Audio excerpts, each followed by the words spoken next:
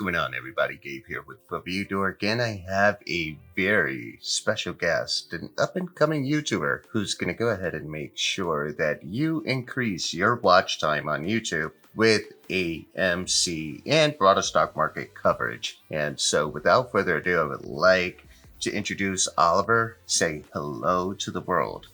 Hello world, my name is Oliver Lakay. Usually I open with welcome back to the channel, but this time it's thank you for having me, Gabe.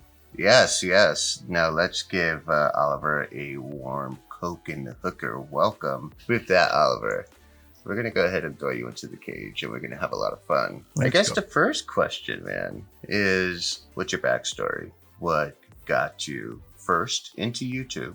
And secondly, into AMC coverage and broader market coverage? What got me into YouTube? So I had a couple of partners that we went in business together and did Airbnb. Okay. So for like 10 years, I was very clear in my head. I didn't want to work 9 to 5. I want to have possession of my time. So I didn't want to have to go to the 9 to 5 stuff, but I recognize that not wanting to go 9 to 5 forces me to take more risk. So for example, starting a business, putting capital on the line, collaborating with partners, it's risky. And it sounds good because, entrepreneurial life and stuff like that, but it's actually risky and you can lose money. The Airbnb operation was successful. But prior to that one, I had tried probably 8 different businesses that failed. Okay, so I know about that risk and that capital risk and the time investment and what it means when you fail at something like that at such a young age when you didn't go like the classic university route, become a professional and so on. So anyway, the Airbnb thing was successful all the way up to March 2020 when everything just shut down one time. A whole business where I thought I was going to get Lambo'd just flew out the window. When that happened, I did what any reasonable human being would do. I spent 6 months playing PlayStation on my couch. So after 6 months of deep dive into what the heck just happened to me, I came out the other side saying I need to make a tactical change where I can be future-proof. And there was only 2 options. It was coding. At first, I went for coding. I was like, if I learn how to speak computers, I'll be perfect. This won't happen to me again because I'll be in the virtual world.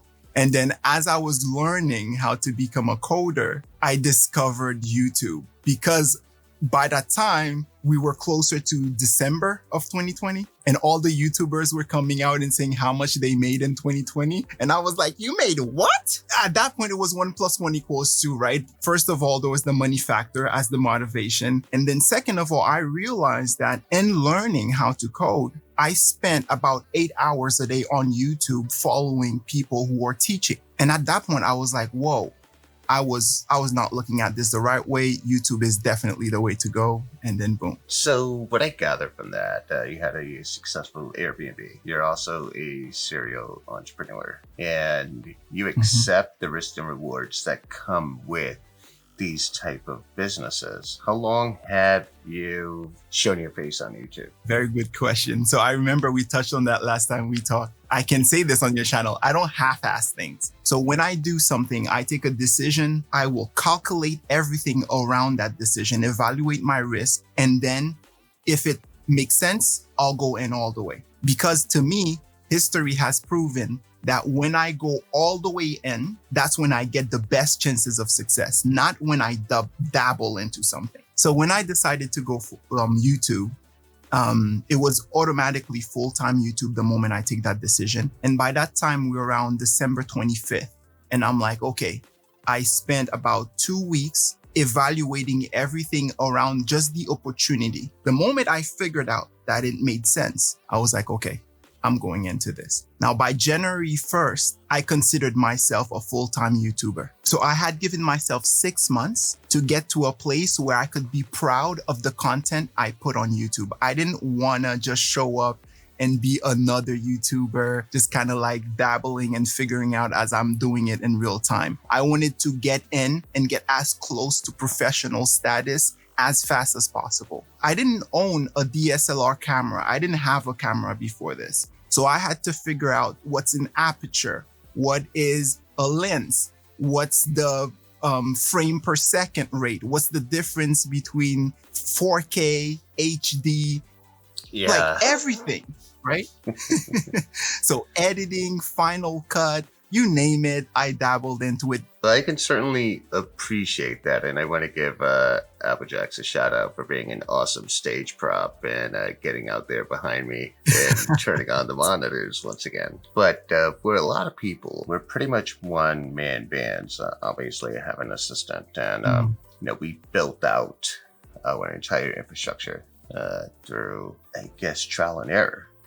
And I think for a lot of people, what's not understood is that when you're passionate about something, whether it's YouTube or AMC stock or passionate about any business endeavor, you're going to just go balls to the wall. And what a lot of people don't understand is that, yeah, we're YouTubers, but we're dubbing as sound engineers, lighting technicians. So, for instance, our setup is very, very complex. There's actually multiple streams going on right here. We are actually recording not an MP4, but we're using ProRes, something that Hollywood uses, right? So you learn this along the way. That actually highlights, possibly your intelligence and just your passion and just your cognitive abilities. So now we're going to go ahead and segue into something. Being a YouTuber is being a YouTuber, and that is totally separate from being an entrepreneur, and that is totally separate from being a trader or providing commentary in the markets. So in that journey of yours, now I know you had touched on that you saw the YouTubers talking about how they made money in 2020. What was your hook, line, and sinker, I guess is the right question, that brought you into this movement and you deciding, hey, I wanna cover the broader markets and AMC stock? So by the time we're in February, I have no idea that GME and AMC are a thing. So the first squeeze is happening and I'm completely oblivious. Like, I have no idea there's something called GameStop at all. So I'm completely focused on getting YouTube up and running. And in that process, as I'm learning the technicalities, I'm also looking at the macro of who I want to be on YouTube. Because as you guys know, when you become a YouTuber, you have to narrow down, like you have to have a niche. Like, what are you going to talk about? And for me, finance was just a no-brainer because I've been about that financial life. I've been paying attention to finance for like the better part, like over a decade. There's so much information that I've accumulated over time where it's so easy for me to show up at a gathering, at a party or anything, and just start talking about the markets, start talking about finance in general, the concept of money, central banking, the whole capitalist system, what it is that we do when we transact with each other, right? So all of that stuff has been accumulated over years and years. So to me, it comes naturally to talk about finances. And then there's the second aspect, which is when I've been, so I said I consume a lot of YouTube. So by default, that takes me into finance YouTube, where I also consume a lot. And something that I realized in the finance YouTube world was that the personalities that gravitated towards becoming finance YouTubers were divided in two big camps. It's either you have your scammers or you have your nerds. Now, here's the thing. The scammers are cool. They know how to, swindle people and be smooth and stuff like that, but they're scammers. And then on the other side, you have your intense finance nerds, but then they go into the numbers and they're deep and they're not making the content cool. For someone like me, who's completely into finance, I can tolerate someone delivering content to me in a way that's not particularly appealing because I'm already that interested into the topic. But when I came into this, I was looking at this gap between those who know how to deliver in a way that is cool and appealing, but then they tend to be scammers. And then the other side, which is they're very finance savvy, but their delivery is not necessarily the absolute best, right? If I can breach the gap then I feel like I could have something going on YouTube. So actually, you sort of kind of like answered my other question. So we have many personalities in the space as far as AMC is concerned. You know, we have Trades, who is the energy of YouTube. What's up, YouTube? Yeah. Oh man, he nailed it.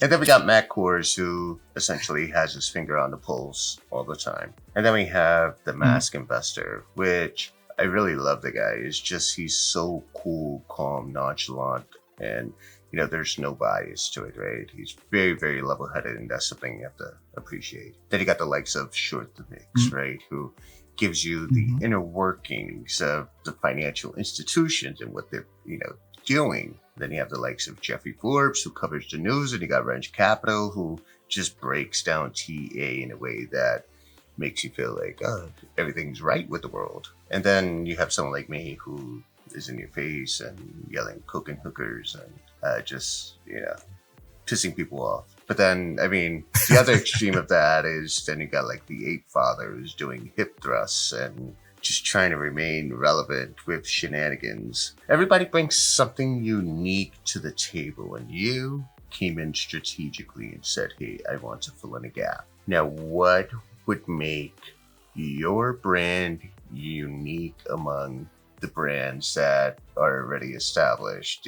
Where would you fit in? I guess that's the right question. So I had made a promise to myself, right? I said, June 1st, 2021, I want to have my YouTube operation figured out. But on the lead up to June 1st, so during May, I started publishing. I was experimenting in different styles. Like, would I go edit heavy? Would I go just like off the dome?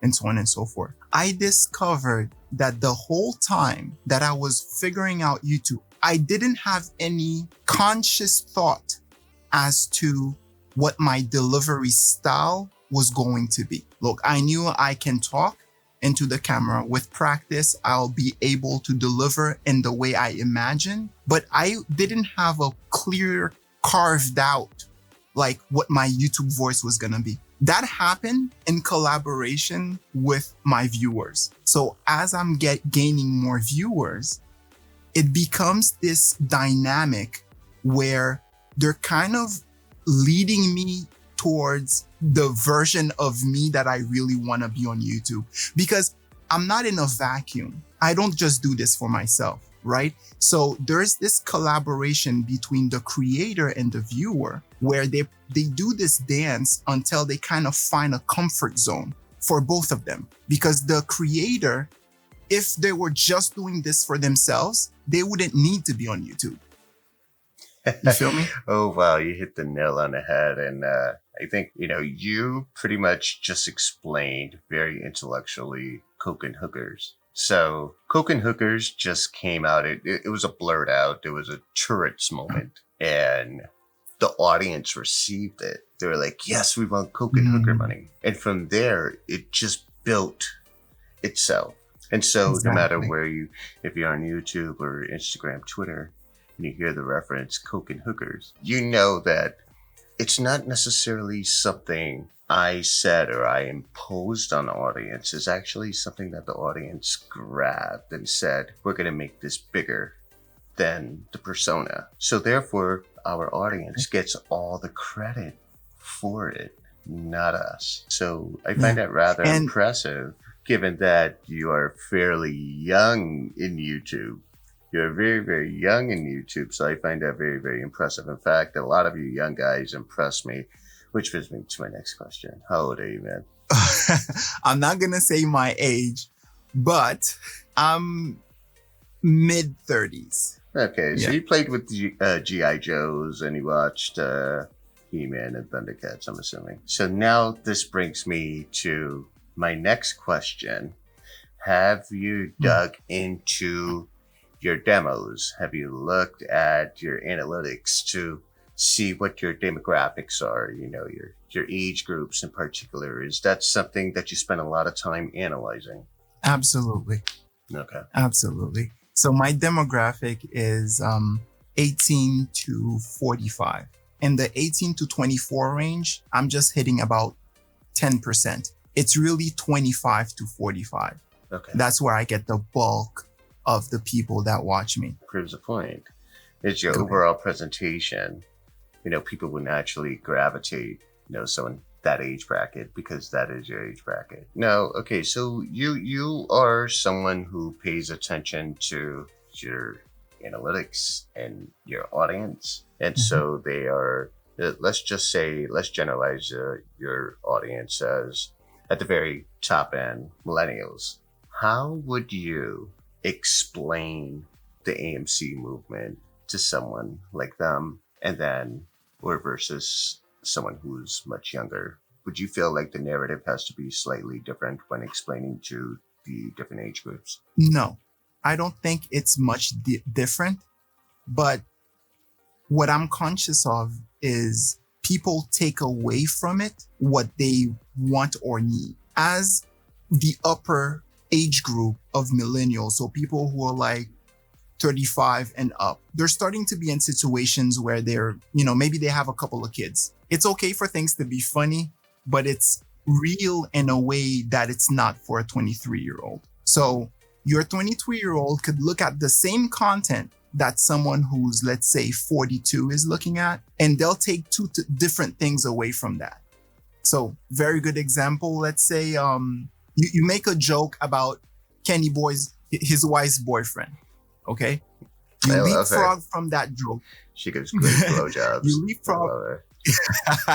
So you go from that joke to talk about, so in a skit that I did, I was like, so Kenny Boy calls his wife's boyfriend and says, sell everything because the market is about to crash. So I use that to talk about the market crash, which I think we're getting closer and closer to a serious correction. Let's say someone who's 22, 23, who's into this for the hype, being part of a community, which is very important and very strong, but it could very easily be the case that someone who's 22 years old is more so into this for the laugh, the YOLO that may or may not work. Borderline degenerate, gambling, may or may not be conscious that they're a degenerate gambler, but it's all good. Because it's okay to have failures if you do fail. And it's okay to get lucky. And you'll learn as you step forward into your investment life. But someone who's maybe 42 years old might look at that joke and say, oh, yeah, I see what he did there. That's interesting. So, okay, market crash? What do you mean? And then he looks at the rest of the content. And then literally after the content, looking at their portfolio saying, okay, maybe I need to do more DD because my portfolio right now could be seriously exposed to a market correction. Maybe I'm not ready for that. Maybe I should consider doing more research to see if I should start leveraging out. I like how he broke that down, because you are going to have 23-year-olds who are going to say, well, I really have nothing to lose.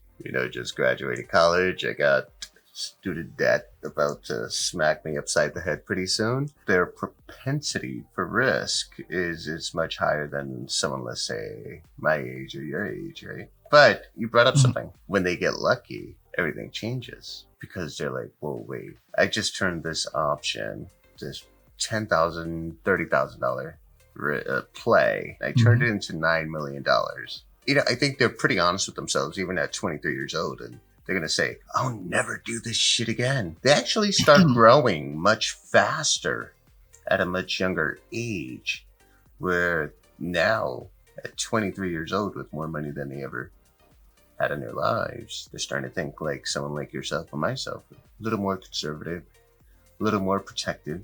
So yeah, I think you sort of kind of like nailed both sides of it. The guy that's my age, your age, they're going to be like, oh man, let me limit my exposure before we enter this correction. So I really like how you broke that down. Let's give a more realistic scenario of maybe it's a 22-year-old, but maybe it's anybody, right?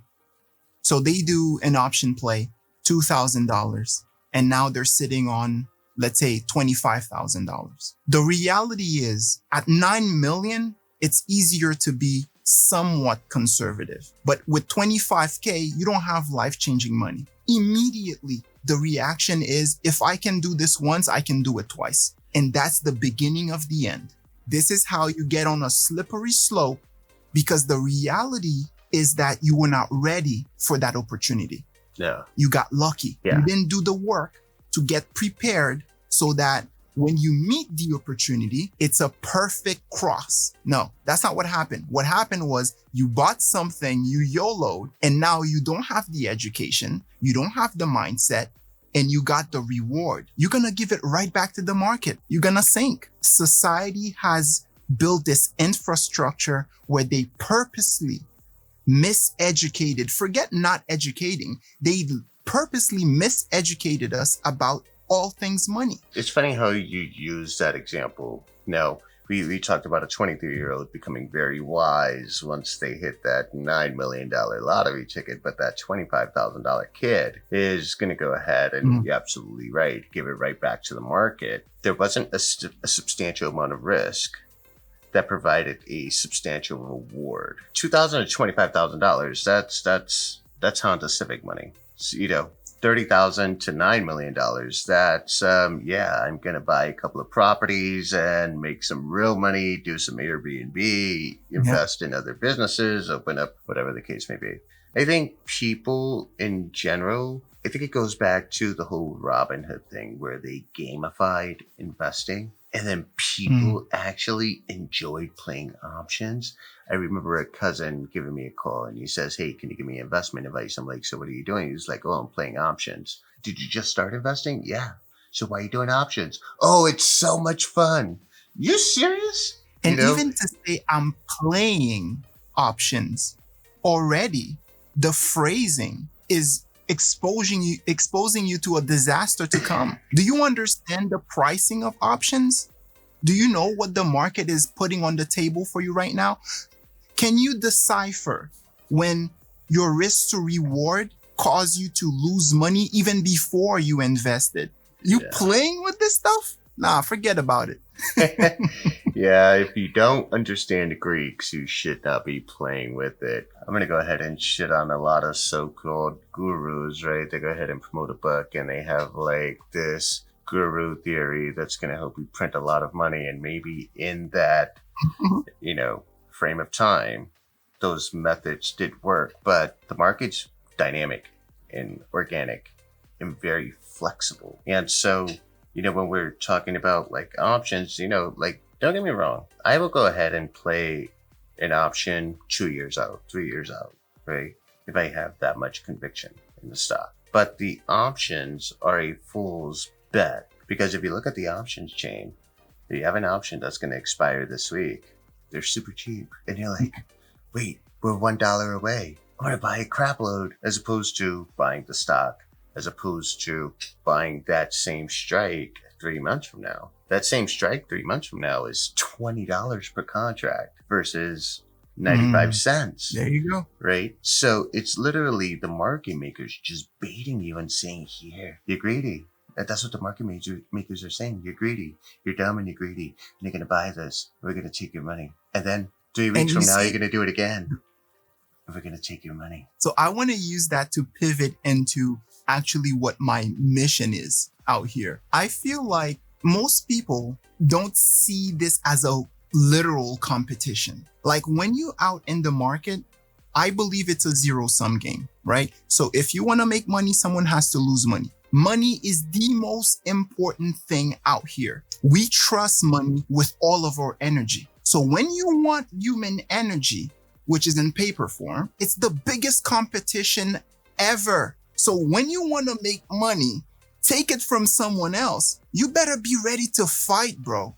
On every level, everything that has to do with transfer of money is going to be the toughest competition out there, period. My mission is to convert people from just casually looking at this like something that's mildly entertaining into understanding the actual superstructure that is Wall Street and the money game. I like the explanation of that. I came up with, this is Wall Street, this ain't fucking Sesame Street, for that same exact reason. Where I come from, inner city, you rob somebody of $100. Yeah. it might not end up too pretty for you later on that afternoon. But that's essentially what we're doing in the markets each and every day. We're literally robbing each other. So here's the deal. I have something that you might want. My job's to sell it to you at a profit. Your job's to get the best deal for it. I'm not selling. You're saying, okay, he's not a sucker, but there's a sucker born every minute. So I'm going to go look for a sucker. I'm going to buy from him. And then you have to sell it to somebody that has a higher price valuation than you do.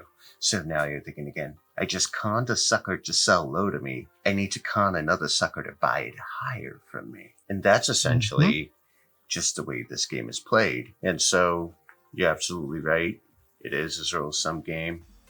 And I think people take this very, very lightly. You know, and even when you come to my channel and you watch my videos, it seems like I take things very, very lightly.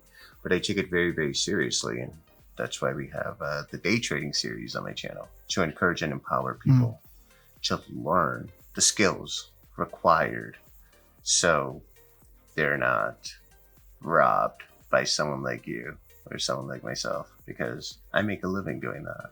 That's literally what I'm doing. So I remember Ray Dalio was once talking about the markets and retail participation and enthusiasm about the capital markets. And he said, I'm paraphrasing here, that we have hundreds of people, some of the best minds in the financial game. We employ these people so that we can win at the poker table. Even for us, it's hard to make money on that poker table. When I hear that retail are enthusiastic about getting into the capital markets, I just think they don't stand a chance. And I think that that's our job as YouTubers, to better arm them with the proper education where they can make an educated decision on whether they want to take a risk, a calculated risk, or they want to gamble. Risk is risk. A calculated risk, a little better off. A gamble, you're just YOLO, bye. And so, you know, I give you a round of applause for bringing that education in an angle that people can receive it and in a way that is entertaining and humorous. With that being said, man, do you have a price prediction for AMC? Absolutely. The price prediction for AMC is don't have a fucking price prediction for AMC. That's why I'm interviewing this son of a bitch right here. I fucking love it. So Oliver, we're going to go ahead and wrap this up. I just want to thank you so much for this interview. The best interview we've had on this channel, bar none, hands down. I salute you and wish you the most in future success, and keep on being funny, but just keep on being real, brother. So I'm going to sign this out. So this is Gabe with ReviewDork, and now it's your turn, brother. Thank you so much for having me. I really appreciate our conversation, because it feels like we're just having a conversation. And through that conversation, hopefully someone can observe this and take value out of it that they can then apply to their own lives and their own portfolios. Thank you so much, Oliver. And make sure you let everybody know how we're going to find you. Let's get your handles here for YouTube and Twitter. Let everybody know how we will find you. For both places, it's just Oliver Lakay, OLIVER LAKAY. And as long as you type Oliver Lakay, you'll find me everywhere. Oh, Oliver, here's some advice. Stay away from cookies. Just letting you know. Cookies? All right, this is Gabe. I'm signing out. Okay, sure. Peace.